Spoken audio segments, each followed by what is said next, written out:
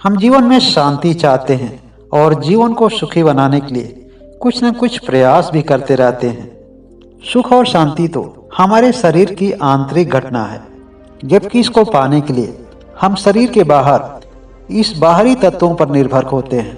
हमें लगता है कि भौतिक जगत से मिलने वाली सभी वस्तुएं हमें जीवन में सुख और शांति प्रदान कर सकते हैं, मगर यह सारी बातें पूर्ण रूप से सत्य और शाश्वत नहीं है। सुख और शांति का निवास तो हमेशा सत्य और शाश्वत में ही होता है। कभी यूनान में एक बहुत बड़ा सम्राट हुआ करता था। उसने अनेक राज्यों पर आक्रमण करके उस पर विजय प्राप्त कर ली थी और इस तरह से वह अत्यंत शक्तिशाली बन चुका था और उसके पास बहुत बड़ी संपदा थी। उस समय सुकरात की भांति सोलन नाम का एक विद्वान था। एक बार सम्राट ने उस विद्वान को अपने पास बुलवाया, इसलिए नहीं कि उससे कोई ज्ञान लेना था, कोई सीख लेनी थी, बल्कि इसलिए कि सम्राट के विशाल महल को देख सके, उसके शक्ति और संपदा को जान सके और हर तरफ जा करके दुनिया में उसका गुणगान कर सके। सम्राट सोलन को कुछ समय तक अपने पास रखा और अपने सारी शक्ति और समर्था के बारे में उसे समझाया, उसे दिखाया और बताया। सम्राट को यही लगता था कि सोलन उसकी प्रशंसा करेगा कि आप जैसा महान राजा आज तक हमने नहीं देखा। लेकिन सोलन किसी भी दिन गलती से भी उसकी कोई प्रशंसा नहीं की। आखिरकार एक दिन सम्राट सोलन से पूछ ही दिया कि आज तक तुमने इतना बड़ा दरबार कहीं देखा है?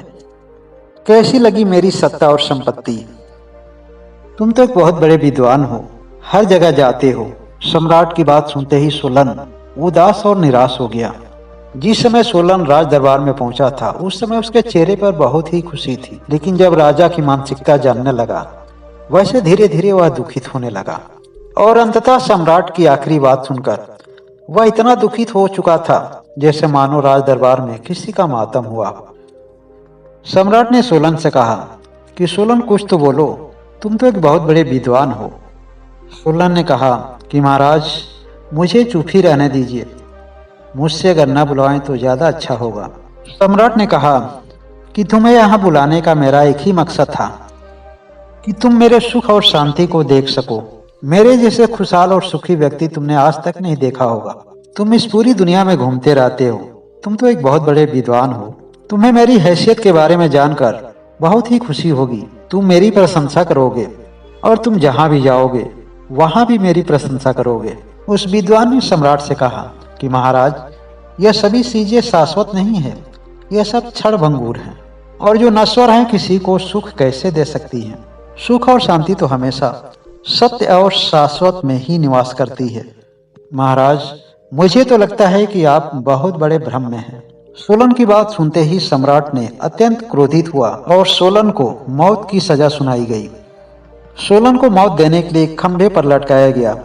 सम्राट ने सोलन से कहा कि सोलन, मैं तुम्हें आखिरी बार एक मौका और भी देता हूँ।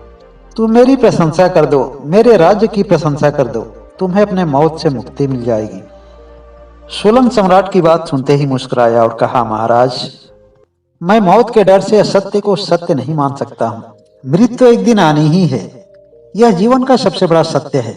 कुछ वर्षों बाद आए या आ जाए, मृत्यु के निमित्त आग बने, कोई बीमारी बने या कोई दुख बने, यह सभी चीजें गौण हैं, नश्वर और क्षणभंगुर चीजें जीवन में कभी भी किसी को सुख और शांति नहीं दे सकती हैं। मैं तो नहीं रहूंगा, लेकिन यह मेरी सत्य बातें आपके साथ हमेशा रहेंगी। इतना कहते ही सोलन को मौत के घाट उतार दिया गया। धीरे धीरे 10 वर्ष गुजर गया। 10 वर्ष के बाद वह सम्राट एक बार पराजित हुआ। पराजित करने वाला राजा सम्राट को मौत की सजा सुनाई। जब सम्राट को खंभे पर मौत के लिए लटकाया गया तो उस सम्राट को सोलन की बातें याद आ गई, क्योंकि सोलन को भी सम्राट ने ऐसे ही खंभे पर लटकाया था और उसे मौत के घाट उतार दिया। सोलन के द्वारा कही गई सारी बातें सम्राट के कान में गूंज रही थी और तब सम्राट जोर से हंस पड़ा और कहा, सोलन, मुझे क्षमा कर देना। सोलन, तुम्हारी बात आज मुझे समझ में आ रही है। ऐसे समय में भी सम्राट के चेहरे पर मुस्कान और सोलन नाम का उच्चारण सुनकर राजा चौंक पड़ा। राजा अचंभित हो पड़ा कि सामने मौत खड़ी है और सम्राट मुस्कुरा रहा है। आखिर जिसका नाम जोर जोर से ले रहा है, यह सोलन है कौन? राजा ने सोलन के बारे में पूरी जानकारी हासिल किया तब उसे सत्य का पता चला कि वास्तव में जो सुख लगता है वो सुख नहीं है, सुख के रूप में एक भ्रम है, और उसी भ्रम के लिए हम और लोगों को भी दुखित करते रहते हैं।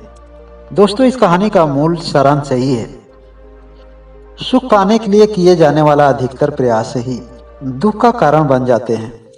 कभी कभी अपने सभी प्रयासों को छोड़ करके भी हम सुखी हो जाते हैं। क्या यह सत्य नहीं है? कमेंट करके जरूर बताएं।